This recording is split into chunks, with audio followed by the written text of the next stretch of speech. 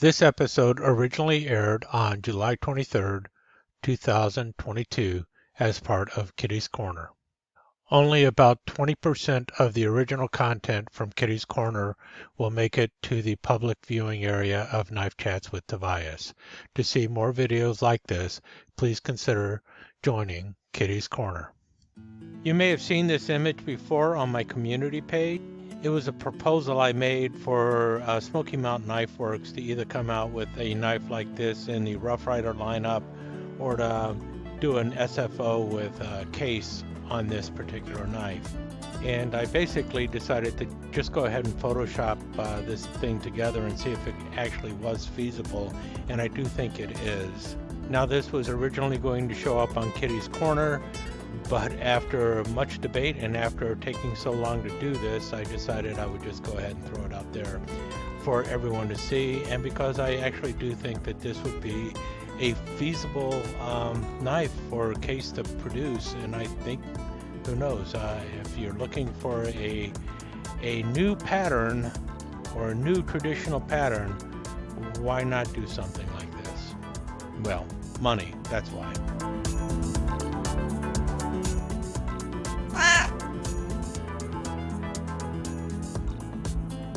Greetings and salutations.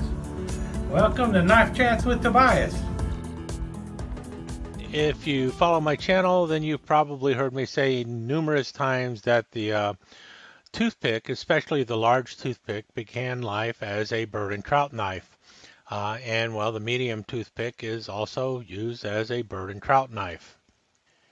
And I'm betting that many of you at one time or another have come across a fish knife, which is usually basically a 4 or 5 inch toothpick that has a second blade added to it, which acts as a fish scaler, hook remover, and often a cap lifter, such as we see on the lower left here. And so the trout portion of the bird and trout knife has been well covered for at least the last 90 to 100 years, but it seems like the bird portion of the folding bird and trout knife has been ignored, at least when it comes to a toothpick frame. Now, of course, in all reality, the fact that the toothpick is a bird and trout knife really means that there's really nothing else you need to do with the knife. It's fine for a birder's knife as it is.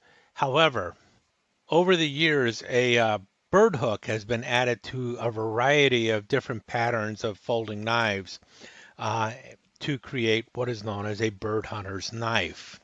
Most commonly, you'll find a bird hook on like trappers, mini trappers, muskrats, and stockman knives. But I have yet to see a bird hook added to a toothpick, which really is the bird and trout knife. Now, if you do not hunt birds, you're probably looking at that hook with a little bit of curiosity. Basically, the hook is used for some initial field dressing of the bird. Even trying to describe this in polite terms is a little difficult. Basically, what you do is you insert the hook into the vent of the bird, which is its backside, and you pull out its entrails using the hook. And obviously, this is done after the bird has been killed. And if you'd like a little more information on how to use the bird hook, I've included a couple links in the description below. And so I posed the question, why hasn't anyone ever bothered to put a bird hook on a toothpick, considering the toothpick is a bird and trout knife? And I threw it out there to Smoky Mountain Knife Works that maybe they should approach Case or do it themselves with their Rough Rider line.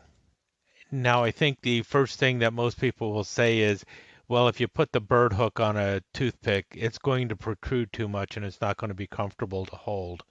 Now, I have not done it physically, but I have done it via Photoshop, and I do not believe that that will actually be the case, at least if you're using the size bird hook that Case uses in their bird hunter knife, which is based on their muskrat frame, and if Case were to use their medium toothpick, such as the Bone Stag medium toothpick you see here.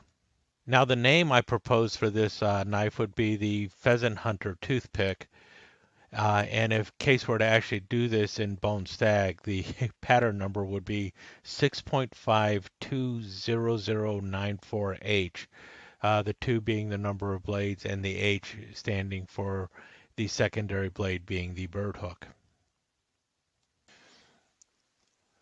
So what I figured I'd do to make sure that I got this all straight was I would take a bunch of side-by-side photos of the bird hunter and the case toothpick, so that I would know that I had the bird hook to the proper scale when I started photoshopping these images together, because I wanted to make sure that when I just extracted the bird hook off of the bird hunter knife and started lining it up into the medium toothpick, everything would be to the proper scale.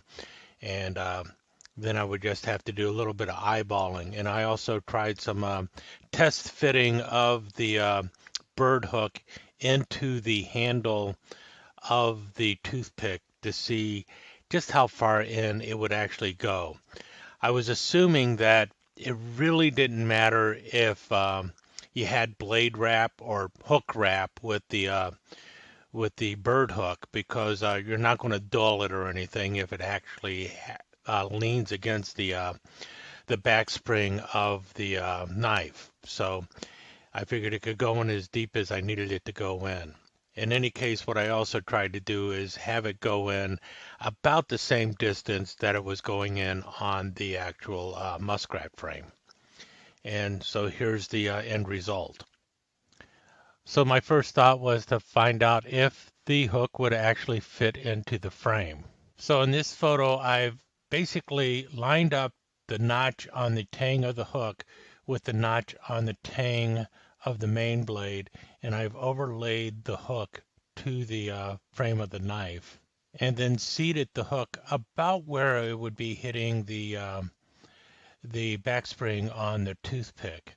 Now, I'm not too concerned about the kick in the front, because the kick could always be filed down a little bit, but the hook itself needs to be able to just rest on the spring, or it should be resting just above the spring.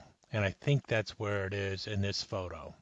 Now, this is the surprising part. You're looking at that and you're thinking, well, that hook is much further down than it really should be, because of how low it is sitting, and that the fact that it is lower than the main blade. But the thing is, it's sitting at the same depth as the hook is in this picture, and you see here that the hook is actually not in a place where it would be actually hitting the spring. So this hook can go quite deep into the knife if you wanted to seat it pretty low. So in reality, the tang of the hook could be sitting actually higher, and the hook could actually probably go about at the same depth at the back end with no problem whatsoever. So now in this photo, we've opened the clip blade and we're leaving the hook in the handle. And now if you notice, the bird hook is not as far into the handle as it was before. And I might have placed it a little bit off, but you can see that even if it was further down, the hook would not be sticking out of the handle too far. Now we have it inserted into the handle as opposed to transposed over the outside of the handle.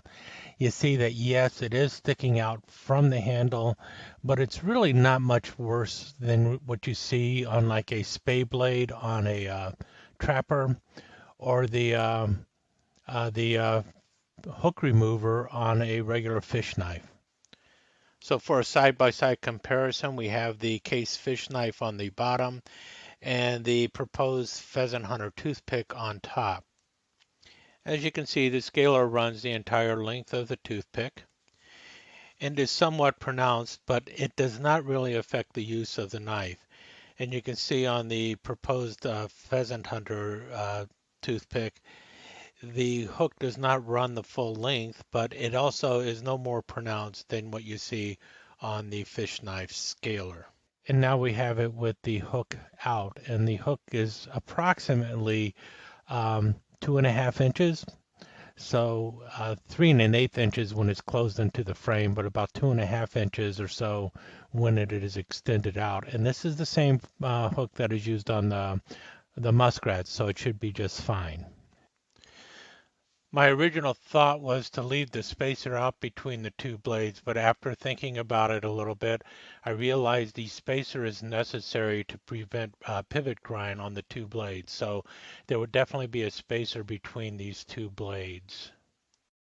And finally, you see it with the two blades in the handle and also with the main blade out of the handle and about how far down that bird hook will actually go into the frame. Notice in the top picture, the two little notches on the tang are lined up. And so you can see exactly how far down that bird hook would go into the frame. And it really does not stick out that far at all. So I think what this shows is that if you were to take the bird hook off of the bird hunter knife that was developed by Case that is built on their muskrat frame, you could actually take that bird hook and put it on a medium toothpick by Case, and it would fit relatively well. Yes, it would stick out a little bit, but it sticks out a little bit on the muskrat frame too. And I don't think it would protrude much more than what you have with like the hook remover on the fish knives. And let's face it, there's quite a few knives out there that have blades that protrude from the top when you're using the main blade. I can think of numerous stockmans that have the sheepfoot blade that is protruding, and that spay blade on your trappers also protrudes quite a bit. And those knives tend to be worked fairly well with the blade protrusion, so it's not that big of a deal. Considering the amount of protrusion that you have with that blade, I think this would actually be usable and workable. The real question is, would it be profitable? And my thought on that is it possibly could be profitable, but it depends on how you were to release it. It would definitely not be something that should be coming out every year or anything like that. It might be one of those things where Case would have to release it in a similar way that they release their fish knives. On occasion, they'll make a fish knife and then see how well it sells. And that would be what I would suggest with this too is, you already have the parts, you've got the bird hook, you've got the medium toothpick. Put a little time and energy into seeing how well it'll all fit together. I think it will work out pretty well. And then produce it in a limited number and see if it sells. And if it sells, then maybe later on produce it again in limited numbers. But definitely this is not something that I could see being a knife like the Trapper or their number 18 Stockman or anything like that. This would be one of those knives that shows up occasionally and is like, oh, look, the bird knife is out again. Similar to the way they do their Stockmans with a punch. Everyone wants a Stockman with a punch, but then when they make it, no one buys it. And yes, I would be buying a bird hunter or a pheasant hunter's toothpick, but I'm one person and they need to make many more than just one to make a profit off of it. So do I ever expect to see this made by Case? Probably not. But do I hope they do it? Absolutely. I think it'd be a good one, and I think in limited numbers it might sell well. The one scenario where I see this possibly happening is if a retailer were to team up with Case and offer it as a special factory offering. In such a situation, then I could possibly see this knife happening. And that's why I contacted SMKW about it.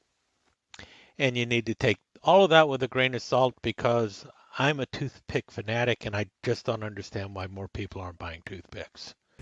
Let me take just a second to thank you once again for dropping by and spending a few minutes here at Knife Chats with the Pious. I really do appreciate it, and I do appreciate any comments that you leave.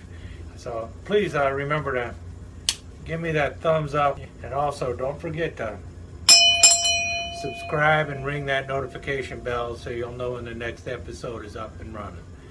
Thanks again for dropping by. Really do appreciate your time here.